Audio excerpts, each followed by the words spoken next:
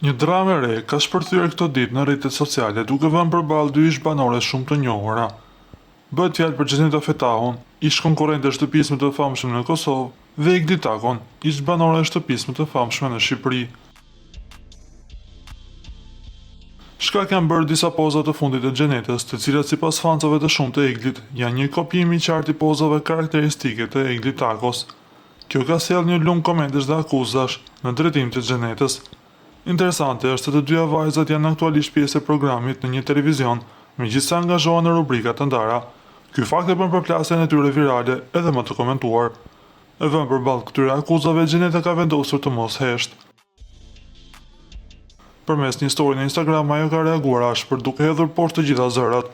Ajo ka publikuar një kolazh me fotot e saj dhe ka shkruar: "Duket se edhe pozat që kanë pronë tashmë. 6 muaj që bëj kështu foto, por hajt se është koincidencë.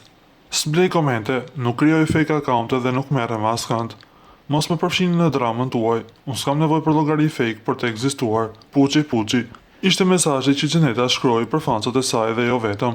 Mesazhi i saj është i qartë. Së pari ajo mohon të jetë kopje duke thënë se ka më shumë se 6 muaj që përdor këto poza, dhe së dyti u dërgon një thumë të qartë akuzuesve duke lënë të kuptohet se nuk ka nevojë për drama apo llogari false për të tërhequr vëmendje.